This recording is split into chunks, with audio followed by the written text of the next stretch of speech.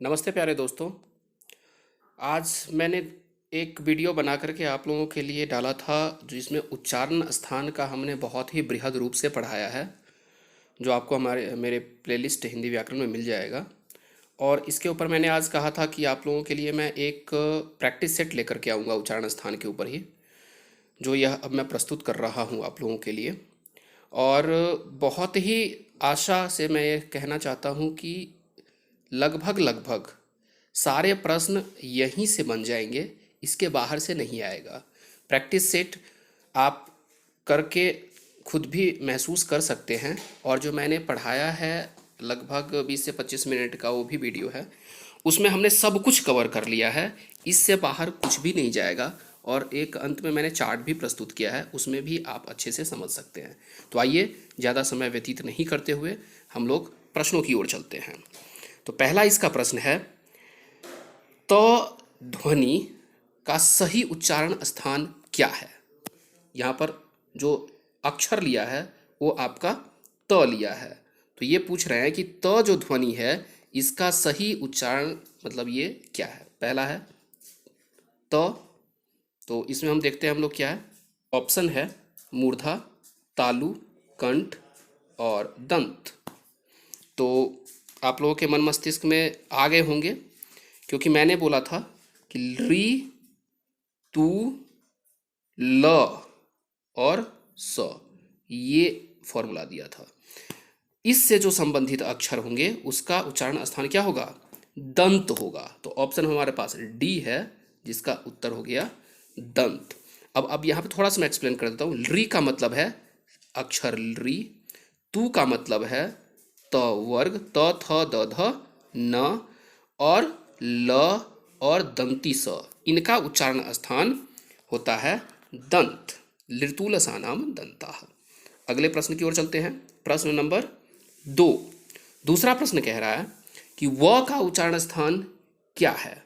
ये देखिए, ये बहुत ही इंपॉर्टेंट क्वेश्चन है और लगभग लगभग ये बहुत पेपरों में फंसे हुए हैं। और आप लोग भी यहाँ पर जो मैंने ध्यान में रख करके बनाया है कि जो प्राथमिक शिक्षक है 1 to 5, उसमें भी जो पहला पेपर होगा वो 75 नंबर का हिंदी आएगा, ठीक है।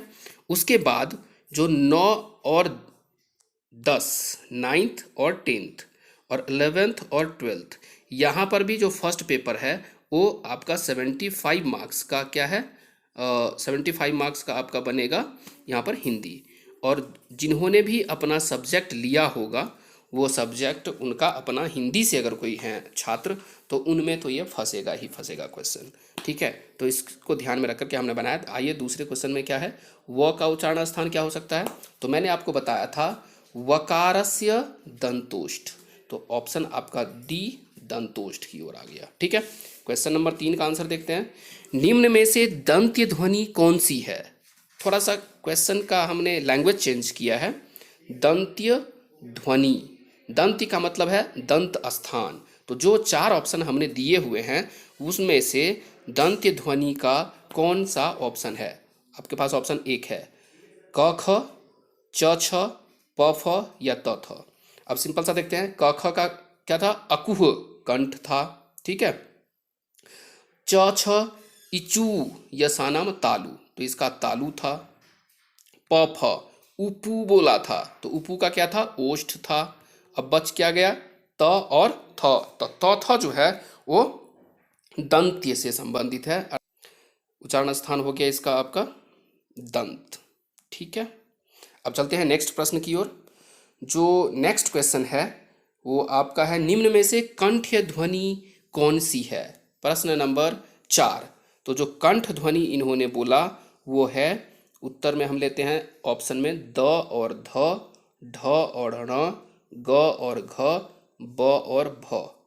तो आप लोगों के मन में आ गए होंगे उत्तर, जैसा कि हमने फॉर्मूला बताया था। तो कंठ का क्या है, अकुह, अ, कु और ह, ठीक है ना। तो यहाँ पर देखिए कुछ का वर्ग से रिलेटेड है, तो है क, ख, ग, घ, अंग। तो उत्तर इसका ऑप्शन क्या हो गया, ऑप्शन हो गया सी आपका उत्तर है, ठीक है। Question next 5। निम्न में से मूर्धन्य ध्वनियाँ कौन सी हैं। अब देखिए मूर्धन्य, मूर्धन्य से संबंधित क्या था, रिटू रसानाम मूर्धा मैंने बोला था, तो रिटूर बोला था, है ना। तो देखिए टवर्ग से संबंधित यहाँ पर कोई भी है क्या अक्षर समूह, तो देखते हैं। क ख का हो गया कंठ, यर इचू यस नाम तालु, तो ये तो बिल्कुल डिफरेंट है, दोनों अक्षर अलग अलग वर्ग के हैं। च छ च और ज तालु हो जाएगा, इचू यस हम तालु। ट ठ ड ढ अणा, डी ऑप्शन इसका आपका सही है। तो डी ऑप्शन क्या बनेगा इसका, आपका मूर्धन्य ध्वनियाँ, ये आपका सही है। ठीक है, अगले प्रश्न की ओर चलते हैं। प्रश्न नंबर 6, क्वेश्चन नंबर 6 में है स्थान के आधार पर बताइए कि मूर्धन्य व्यंजन कौन से हैं। अब देखिए यहाँ पर क्या पूछ रहा है, स्थान के आधार पर मूर्धन्य व्यंजन पूछ रहे हैं। तो अब देखते हैं मूर्धन्य व्यंजन कौन सा है। ग और घ, क ख ग घ, ये हो गया आपका कंठ। च छ ज झ इचू ऐसा नाम तालु, यह इसका हो गया कंठ। ठीक है, इसका हो गया तालु। ट ठ ड ढ ऋतु सानम मूर्धा हो गया। ठीक है, और ऊपर क्या पूछ रहा है, मूर्धन्य, तो ऑप्शन इसका आंसर क्या हो गया, आंसर हो गया सी। ठीक है, आइए अगले प्रश्न की ओर चलते हैं। प्रश्न नंबर 7, निम्न में से नासिक्य व्यंजन कौन सा है। ठीक है, यहाँ पर आधा वो और यह आएगा। ठीक है, तो निम्न में से इन्होंने क्या पूछा कि नासिक्य व्यंजन, नासिक्य का अभिप्राय है नाक, नासिका से उच्चारण होने वाले कौन से आपके यहाँ पर अक्षर हैं। तो श ऋटूर शानाम मूर्धा, इसका तो आएगा मूर्धा। ठीक है, य छ छ छ य, ये हो जाएगा नासिका। हमने पढ़ा था कि यम गणना नाम नासिका च, हर एक वर्ग का पांचों अक्षर क्या है, आपका नासिका होता है। तो यहाँ पर य मिल गया, तो हमने क्या इसका उत्तर कर दिया, यम गणना नाम नासिका च, ऑप्शन बी के साथ जाएंगे।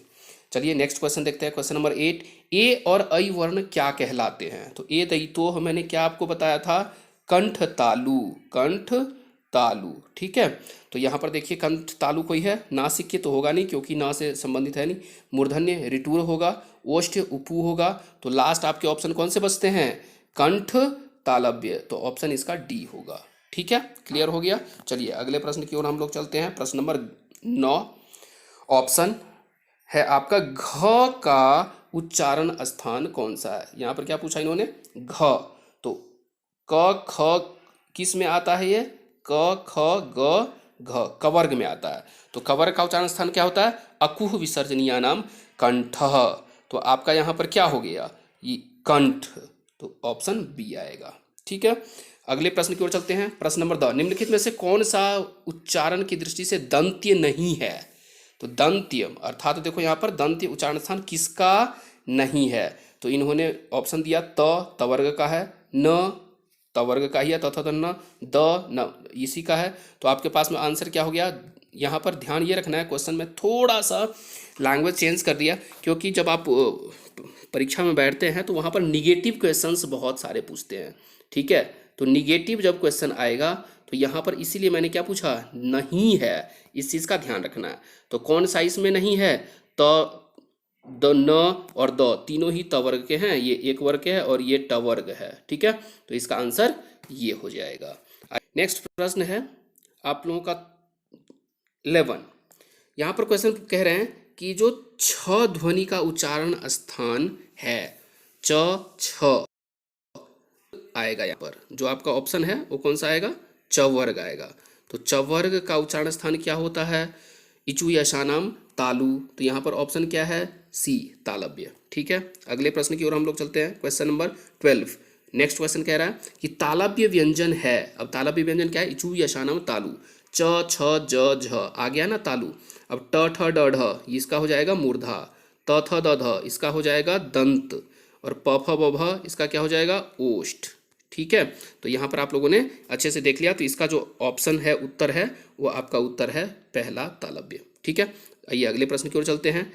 नेक्स्ट क्वेश्चन कह रहा है कि य र ल और व किस वर्ग के व्यंजन हैं। अब देखिए हमने जब एक वीडियो अभी जो अपलोड किया था उसमें मैंने बताया था स्पर्श वर्ण कौन से होते हैं। ठीक है, उसके बाद हमने बोला था अंतस्थ अक्षर कौन कौन से होते हैं, इसके बाद बोला था शल, शल का मतलब है यहाँ पर अभिप्राय, ऊष्म अक्षर कौन कौन से हैं। ठीक है, तो इसमें ये चीज़ ध्यान रखना है कि आपके जो ऊष्म होते हैं वो भी चार होते हैं, अंतस्थ होते हैं वो भी चार होते हैं, और ओष्ठ और तालव्य तो बिल्कुल डिफरेंट है। तो ओष्ठ में तो उपू हो जाएगा, लेकिन ये क्या पूछ रहा है, यर लव। यर लव का अभिप्राय है यन, और यन अक्षर किस में आता है, अंतस्थ में। ठीक है, तो इसका उत्तर क्या हो जाएगा, इसका उत्तर हो जाएगा आपका यनो अंतः स्थाह। तो यहाँ पर इसका क्या करेंगे, जो उत्तर आएगा आपका अंतस्थ य व र और ल, तो इसका उत्तर हो गया आपका सी। तो सी के साथ किसके साथ हम लोग जा रहे हैं। ठीक है, अब देखिए अंतस्थ आपका ये हो गया। क्लियर। नेक्स्ट क्वेश्चन नंबर 14 है, कंठोष्ठ ध्वनि का उदाहरण है। अब देखो कंठ और ओष्ठ, यहाँ पर ध्यान ये रखना है कि ये क्या कह रहे हैं कि कंठ और ओष्ठ दो अक्षर है, एक तो है कंठ, ठीक है, और एक है ओष्ठ। तो यहाँ पर कंठ ओष्ठ किसका होता है, तो हमने आपको बताया था ए दैतोह कंठ तालु ओ दौदोह कंठ ओष्ठम। तो यहाँ पर देखिए ओ, तो यहाँ पर ऑप्शन र गलत ले लिया है, यहाँ पर है ओ। ठीक है, तो ये ऑप्शन आपका ठीक होगा। आइए अगले प्रश्न की ओर चलते हैं। प्रश्न नंबर 15 पूछ रहा है कि द का उच्चारण स्थान क्या होता है। बहुत ही सिंपल क्वेश्चन है। लृतुलसानाम दंता, तू, तो तू किस में आता है, तू आता है दंत में, तो यहाँ पर दंत ऑप्शन है, ऑप्शन बी आंसर हो जाएगा। क्लियर हो गया। अगले प्रश्न 16 कह रहा है कि अंग का उच्चारण स्थान क्या होता है। तो अंग जो है हमने बताया था, अंग का मतलब है अनुस्वार। क्या है, अनुस्वार। और अनुस्वार का उच्चारण स्थान क्या होता है, हमने बताया था आपको नासिका अनुस्वारस्य। क्या बोला था, नासिका अनुस्वारस्य। तो पहला आंसर ठीक हो गया इसका। नेक्स्ट क्वेश्चन देखते हैं। ओ, अब देखिए यहाँ पर ओ का उच्चारण स्थान क्या होता है, तो ए दैतोह कंठ तालु ओ दौतोह कंठोष्ठम बोला था। तो यहाँ पर देखिए ओष्ठ है, तो सिर्फ ओष्ठ नहीं होता है, ओष्ठ तो सिर्फ उपूप का होता है। ठीक है, मूर्धा ऋतुरसानाम, दंत होता है लृतुलसानाम, और इसका आंसर क्या हो जाएगा, कंठ ओष्ठ। तो ओ और औ का जो उच्चारण स्थान होता है कंठोष्ठ। ठीक है, अगले प्रश्न की ओर चलते हैं। प्रश्न नंबर 18, विसर्ग का उच्चारण स्थान क्या है। देखिए हमने लगभग सारे ही अक्षर इसमें जो है सो जो इम्पोर्टेंट थे वो हमने कवर कर लिए हैं। ठीक है, हर एक वर्गों से मैंने अक्षर ले लिया है, लगभग अंतस्थ वर्ण ले लिए हैं, उष्म वर्ण ले लिए हैं, विसर्ग ले लिए हैं, ह ले लिए हैं, यन शल सारे ही अक्षर ले लिए हैं। आइए देखते हैं प्रश्न नंबर 18 क्या कहता है। विसर्ग, विसर्ग का साइन ये होता है, या फिर हो सकता है अ लिख करके आपको दो आगे डॉट लगाए, तो इसको बोलते हैं अह। इसका उच्चारण स्थान क्या होगा, तो अकुह विसर्जनीय नाम कंठ। अकुह और विसर्ग का उच्चारण स्थान कंठ होता है। क्लियर हो गया। आइए प्रश्न नंबर 9 की ओर चलते हैं। प्रश्न नंबर 19 में कह रहा है कि र का उच्चारण स्थान क्या है। र का उच्चारण स्थान, तो हमने आपको बताया था री, टू, र और ये श, इसका उच्चारण स्थान क्या होता है, मूर्धा। तो रिटूर शानाम मूर्धा, तो यहाँ पर ऑप्शन हमारे पास सी है, रिटूर शानाम मूर्धा। तो र का उच्चारण स्थान भी क्या होगा, मूर्धा होगा। अब यहाँ पर ध्यान ये देखना है कि री या फिर र, इन दोनों का ही उच्चारण स्थान क्या होता है, मूर्धा होता है, क्योंकि पहले ही रिटूर है। ओके, अगले प्रश्न की ओर चलते हैं।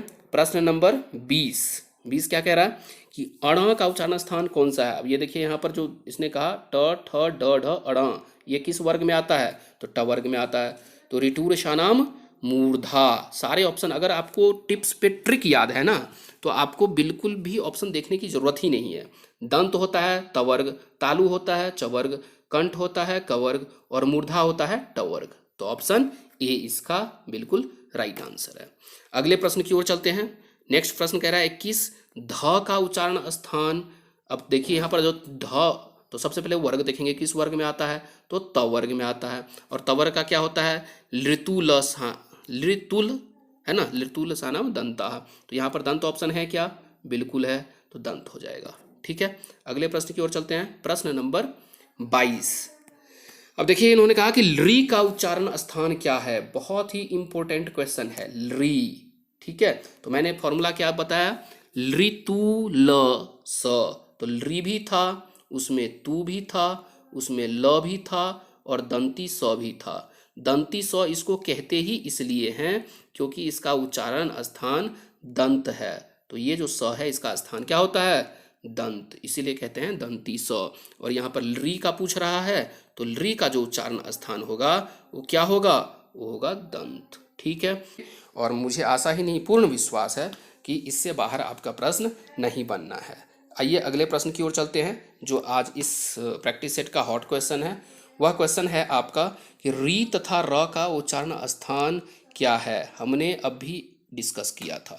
इसका उत्तर आप हमें कमेंट बॉक्स में देंगे। ऑप्शन आपके पास में है ए मूर्धा, दूसरा तालु, तीसरा कंठ और चौथा दंतोष्ठ।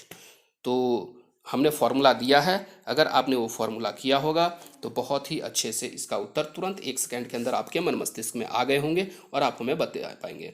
चलिए, मैं आपको बहुत बहुत धन्यवाद, आपने इतना जो है सो प्रैक्टिस सेट में योगदान दिया, और मैं आशा करता हूँ कि आपको अच्छे से समझ में आए होंगे और आपने प्रैक्टिस सेट के उत्तर अच्छे से दिए होंगे।